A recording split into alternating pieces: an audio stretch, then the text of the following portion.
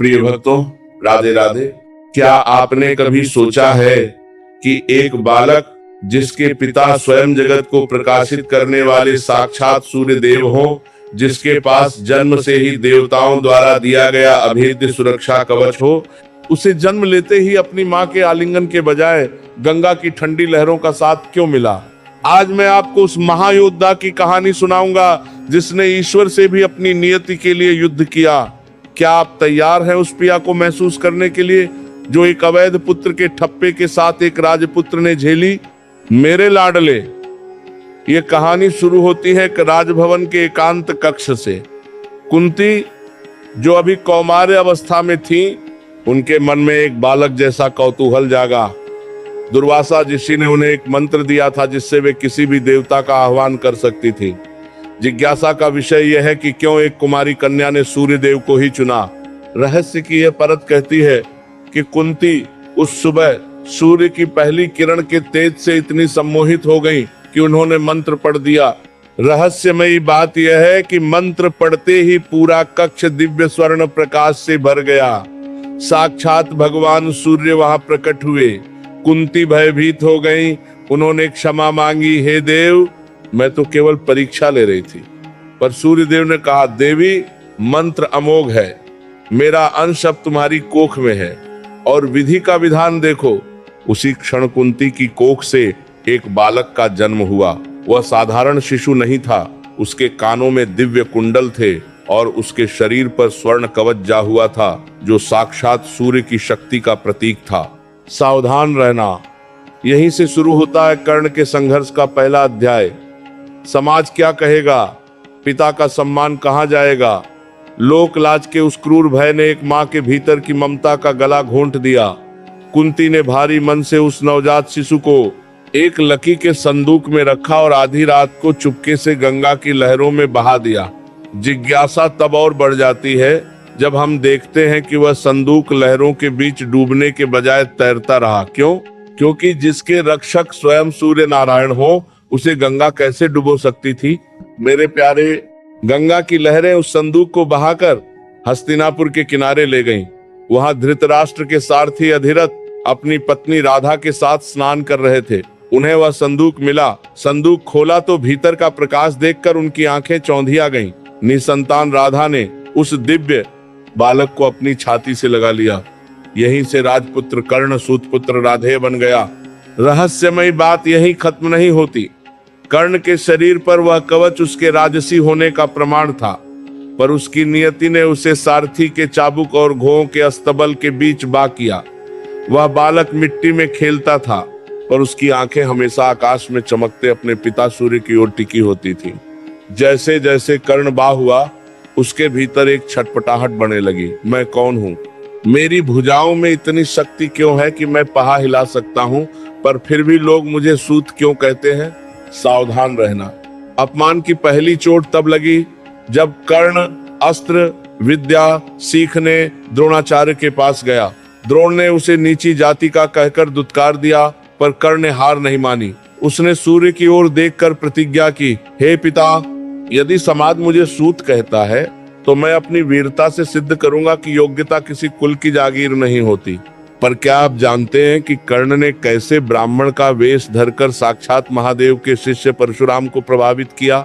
और वह कौन सा पल था जब परशुराम के एक शाप ने कर्ण के सर्वनाश की नींव रख दी? राधे राधे। सावधान। क्या आप जानते हैं कि दुनिया का सबसे शक्तिशाली योद्धा वही होता है जो अपनी देह की पिया को तो पी जाए, पर अपने सिद्धांतों से समझौता न करे? लेकिन कभी कभी वही अडिगता आपके विनाश का कारण बन जाती है। आज मैं आपको उस क्षण के बारे में बताऊंगा जब भगवान परशुराम के क्रोध से स्वयं काल भी कांप उठा था। आज हम जानेंगे कि कैसे एक छोटे से कीटकीए के दंश ने कर्ण के जीवन की दिशा बदल दी और क्यों एक गुरु को अपने सबसे प्रिय शिष्य को शाप देना पा। मेरे लाडले, द्रोणाचार्य द्वारा ठुकराए जाने के बाद कर्ण के भीतर की अग्नि और प्रचंड हो गई। जिज्ञासा का विषय यह है कि कर्ण किसके पास जाता। भीष्म और द्रोण तो राजकुमारों के मोह में बंधे थे। तब कर्ण ने रुख किया महेंद्रगिरी पर्वत का, जहां साक्षात भगवान परशुराम निवास करते थे। पर यहाँ एक संकट था। परशुराम केवल ब्राह्मणों को शिक्षा देते थे, क्योंकि उन्हें क्षत्रियों के अहंकार से घृणा थी। कर्ण ने अपनी विद्या की भूख में ब्राह्मण का वेश धरा और गुरु के चरणों में गिर गया। रहस्यमयी बात यह है कि कर्ण जैसा योग्य शिष्य परशुराम को आज तक नहीं मिला था। कर्ण की एकाग्रता और शक्ति को देख परशुराम ने उसे अपना सर्वस्व दे दिया। ब्रह्मास्त्र से लेकर भार्गवास्त्र तक कर्ण अब अजेय हो चुका था, पर नियति अपना खेल खेलने के लिए घात लगाए बैठी थी। एक दोपहर गुरु परशुराम कर्ण की जंघा पर सिर रखकर विश्राम कर रहे थे। तभी इंद्रदेव ने एक भयानक विषैले कीट का रूप धरा और कर्ण की जंघा को काटना शुरू कर दिया। सावधान रहना। वह कीट मांस को चीरता हुआ हड्डी तक पहुंच गया। असहनीय पीड़ा थी, जहरीला रक्त बहने लगा, पर कर्ण हिला तक नहीं। जिज्ञासा यह है कि कर्ण क्यों नहीं हटा, क्योंकि उसे डर था कि यदि वह हिला तो उसके गुरु की नींद टूट जाएगी। रक्त की ऊष्मा जब परशुराम के शरीर को छुई तो उनकी आंखें खुली। सामने का दृश्य देख वे दंग रह गए। परशुराम का चेहरा क्रोध से लाल हो गया। उन्होंने गरज कर कहा, उठ, तू कौन है? इतना धैर्य, इतनी सहन शक्ति किसी ब्राह्मण में नहीं हो सकती। तूने मुझसे छल किया है। रहस्यमयी बात यहीं खत्म नहीं होती। कर्ण गुरु के चरणों में गिर गया, सत्य स्वीकार किया कि वह सूत पुत्र है, पर परशुराम का क्रोध शांत न हुआ। उन्होंने अपना हाथ उठाया और वह भयानक शाप दिया जो महाभारत के युद्ध का परिणाम बदलने वाला था। उन्होंने कहा, रे मूर्ख, तूने विद्या के लिए झूठ का सहारा लिया। जा, मैं शाप देता हूं कि जिस समय तुझे इस विद्या की सबसे अधिक आवश्यकता होगी, तू इन सारे मंत्रों को भूल जाएगा। तेरा ज्ञान तुझे ऐन वक्त पर धोखा देगा। सावधान रहना। कर्ण के पैरों तले जमीन खिसक गई। जिस विद्या के लिए उसने अपना जीवन समर्पित किया, वही विद्या उसे अंत समय में छोने वाली थी। परशुराम ने उसे अपने आश्रम से निकाल दिया। कर्ण खाली हाथ पर भारी मन से नीचे उतरा, पर मार्ग में एक और विपत्ति की थी। अनजाने में कर्ण के बाण से एक ब्राह्मण की गाय का वध हो गया। उस ब्राह्मण ने क्रोध में दूसरा शाप दिया, जैसे तूने मेरी असहाय गाय को मारा है, वैसे ही जब तू युद्ध के मैदान में सबसे अधिक असहाय होगा, तेरा रथ जमीन में धंस जाएगा और तू मारा जाएगा। जिज्ञासा तब और बढ़ जाती है जब हम देखते हैं कि दो भयंकर शापों के बाद भी कर्ण के चेहरे पर हार नहीं थी। उसने सोचा, यदि गुरु का शाप सत्य है तो मेरी भुजाओं का बल भी तो सत्य है। मैं अपनी मेहनत से अपनी नियति को बदल दूंगा। पर क्या कर्ण जानता था कि यह शाप नहीं, बल्कि उसके जीवन की वो जंजीरें हैं जो उसे मृत्यु की ओर खींच रही थी। पर क्या आप जानते हैं कि इसके बाद कर्ण हस्तिनापुर की उस रंगभूमि में कैसे पहुंचा जहां पहली बार उसका सामना अर्जुन से हुआ, और कैसे दुर्योधन ने एक सूत पुत्र को राजा बनाकर उसे अपना कवच बना लिया? क्या आप जानते हैं कि अपमान की आग में तपकर जो लोहा बाहर निकलता है वही सबसे धारदार तलवार बनता है, लेकिन उस तलवार को अगर कोई सहारा दे दे तो वह तलवार उस हाथ की जड़ी हो जाती है। आज मैं आपको हस्तिनापुर की उस रंगभूमि में ले चलूंगा जहां एक ओर राजकुमारों का अहंकार था और दूसरी ओर एक सूत पुत्र की ललकार। आज हम जानेंगे कि क्यों अर्जुन के मस्तक पर पसीना आ गया था और क्यों दुर्योधन ने अपनी गद्दी से उठकर एक अजनबी को गले लगा लिया। मेरे लाडले, हस्तिनापुर की रंगभूमि सजी थी। गुरु द्रोणाचार्य अपने शिष्यों की कला का प्रदर्शन कर रहे थे। अर्जुन ने अपनी दिव्य धनुर्विद्या से सबका मन मोह लिया था। द्रोण गर्व से कह रहे थे, अर्जुन जैसा श्रेष्ठ धनुर्धर इस पृथ्वी पर कोई नहीं। पर तभी एक मेघ की गर्जना जैसी ध्वनि गूंजी। रंगभूमि के द्वार पर एक तेजस्वी युवक खड़ा था, जिसके कानों के कुंडल सूर्य की तरह चमक रहे थे। वह कर्ण था। जिज्ञासा का विषय यह है कि कर्ण वहां क्या करने आया था। रहस्य की यह परत कहती है कि वह अपनी पहचान मांगने आया था। रहस्यमयी बात यह है कि कर्ण ने रंगभूमि के बीचों बीच आकर वे सारे चमत्कार कर दिखाए जो अर्जुन ने किए थे, और फिर अर्जुन को द्वंद्व युद्ध की चुनौती दे दी। पूरी सभा सन्न रह गई। अर्जुन क्रोध से लाल हो गए, पर तभी कृपाचार्य खे हुए और उन्होंने वह प्रश्न किया जो कर्ण के कलेजे को चीर गया। उन्होंने पूछा, हे वीर, राजकुमार अर्जुन से युद्ध करने के लिए तुम्हें अपना परिचय देना होगा।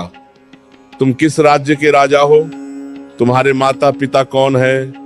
क्योंकि राजकुमार केवल राजकुमारों से ही द्वंद्व करते हैं। सावधान रहना।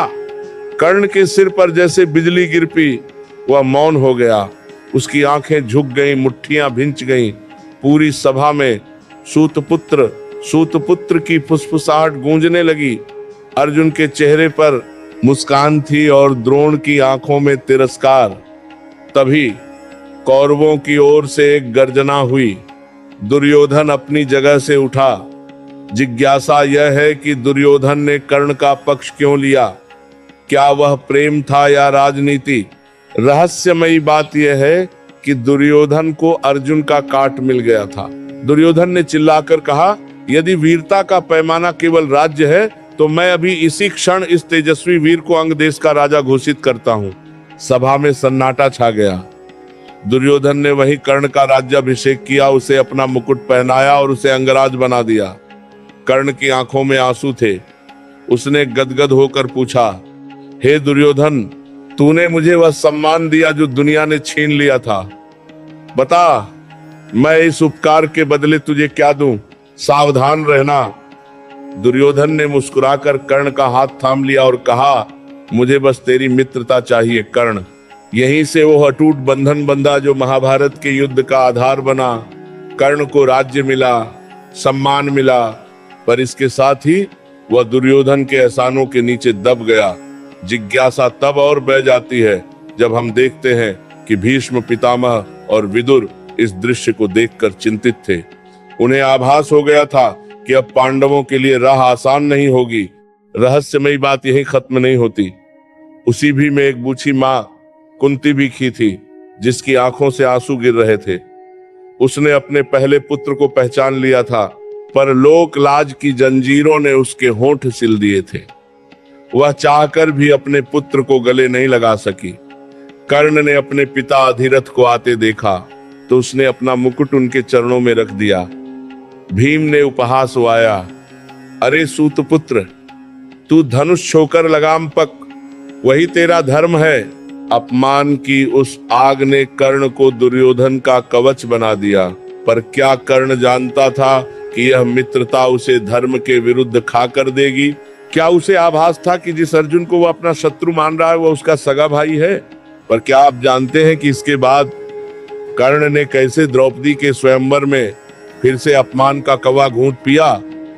और क्यों द्रौपदी के एक शब्द ने पूरे कुरु वंश के विनाश की नींव रख दी? राधे राधे।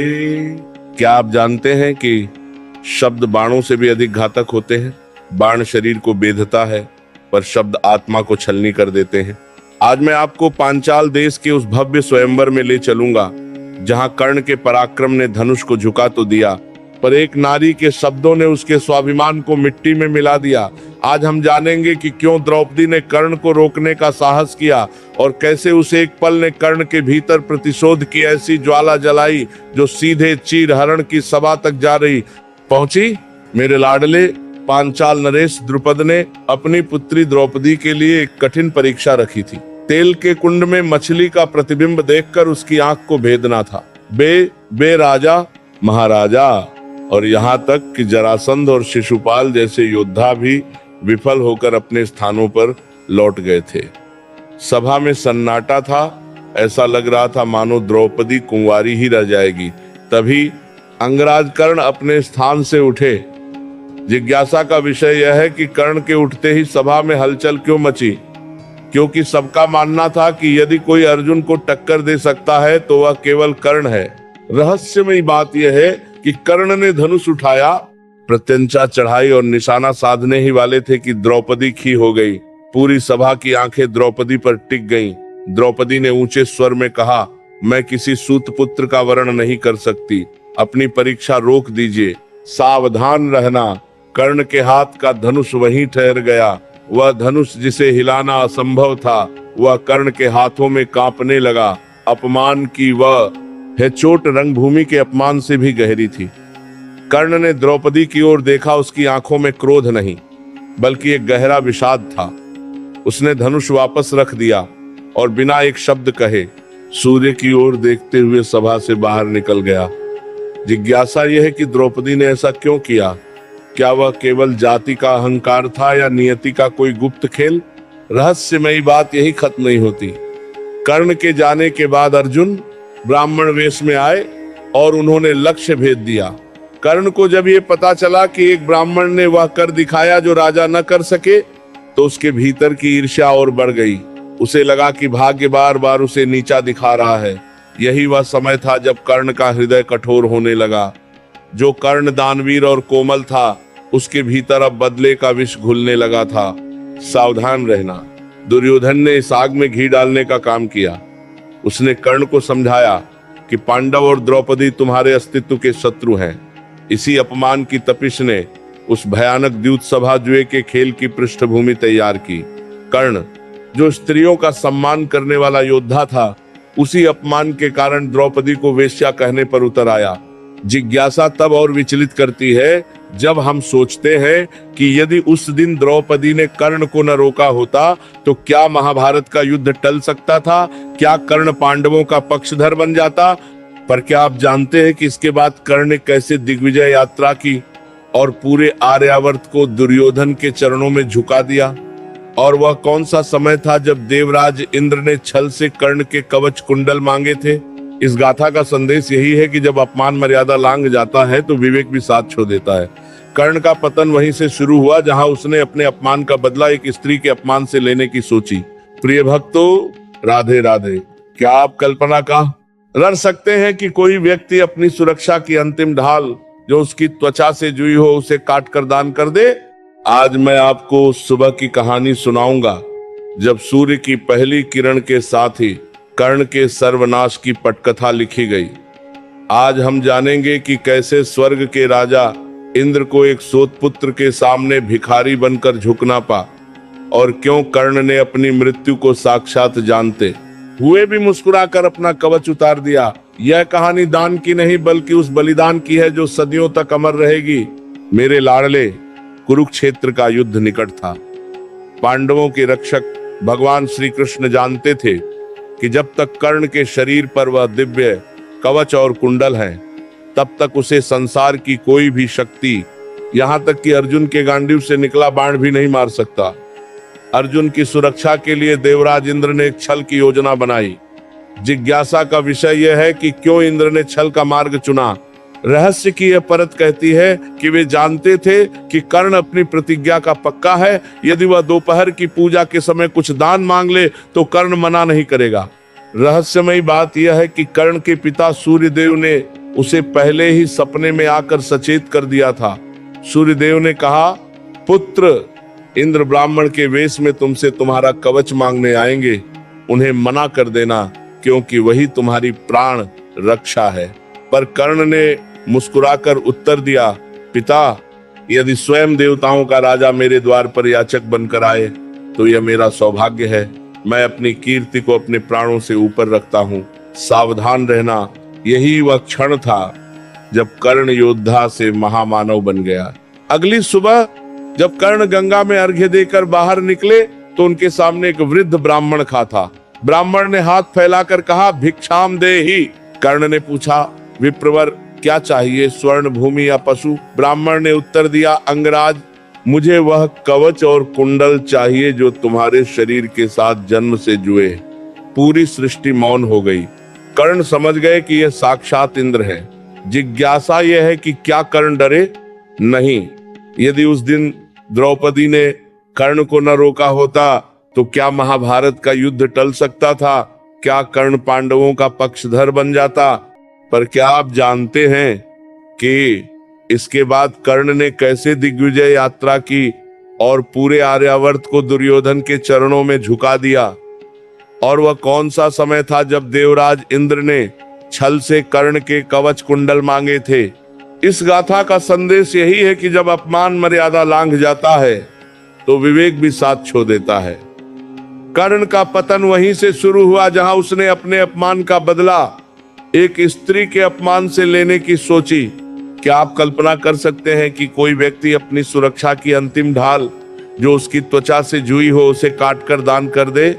आज मैं आपको उस सुबह की कहानी सुनाऊंगा जब सूर्य की पहली किरण के साथ ही कर्ण के सर्वनाश की पटकथा लिखी गई। आज हम जानेंगे कि कैसे स्वर्ग के राजा इंद्र को एक सूतपुत्र के सामने भिखारी बनकर झुकना पा, और क्यों कर्ण ने अपनी मृत्यु को साक्षात जानते हुए भी मुस्कुराकर अपना कवच उतार दिया। ये कहानी दान की नहीं बल्कि उस बलिदान की है जो सदियों तक अमर रहेगी। मेरे लाडले, कुरुक्षेत्र का युद्ध निकट था। पांडवों के रक्षक भगवान श्री कृष्ण जानते थे कि जब तक कर्ण के शरीर पर वह दिव्य कवच और कुंडल है, तब तक उसे संसार की कोई भी शक्ति, यहाँ तक कि अर्जुन के गांडीव से निकला बाण भी नहीं मार सकता। अर्जुन की सुरक्षा के लिए देवराज इंद्र ने एक छल की योजना बनाई। जिज्ञासा का विषय यह है कि क्यों इंद्र ने छल का मार्ग चुना। रहस्य की यह परत कहती है कि वे जानते थे कि कर्ण अपनी प्रतिज्ञा का पक्का है। यदि वह दोपहर की पूजा के समय कुछ दान मांग ले तो कर्ण मना नहीं करेगा।